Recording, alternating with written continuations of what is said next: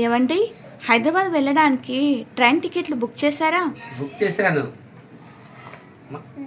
నాన్న ట్రైన్లో టాయిలెట్ వస్తే ఎలా? ట్రైన్లో టాయిలెట్స్ ఉంటాయి నాన్న, నువ్వు అక్కడ వెళ్ళొచ్చు. ఓకేనా? ట్రైన్లో టాయిలెట్స్ రావడానికి ఒక విచిత్రమైన కథ ఉంది. అది మీకు తెలుసా? అదేమిటంటే, ఒకసారి బెంగాలీలో ఒకతను బయలుదేరి అహ్మద్పూర్ వెళ్తూ ఉన్నాడు. సాహిబ్గంజ్లో దిగాడనమాట స్టేషన్ రాగానే. అయితే పాపం అతనికి విసర్జన వచ్చింది. మల విసర్జన అంటే బాత్రూమ్కి వెళ్ళాల్సి వచ్చింది. అయితే వెళ్ళి కూర్చుంటున్నాడు. లోటా కూడా తీసుకెళ్ళాడు అనమాట. తీసుకెళ్ళి కూర్చుంటానికి ఈలోపు ట్రైన్ జుమ్ అని కదిలింది. కదలగానే అతను హడావుడికి పంచె ఎత్తుకొని బయలుదేరుతూ ఉన్నాడు. అయితే పంచె ఊడిపోయింది. ఈలోపు అక్కడ ఉన్న ఆడవాళ్ళు మగవాళ్ళు అందరూ పక్కని నవ్వారు. స్టేషన్ దగ్గర ఉన్న గార్డు కూడా హాహాహా అని నవ్వాడు.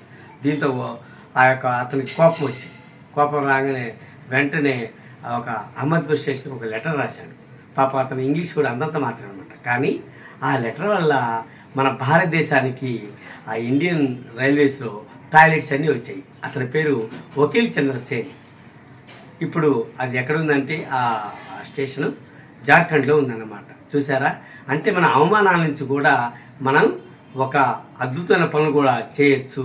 అవమానాలు భరించి దాని నుంచి గొప్ప పనులు చేయొచ్చు అనడానికి ఈ యొక్క వకీల్ చంద్రసేన్ అనే ప్రత్యేకమైన ఎగ్జాంపుల్.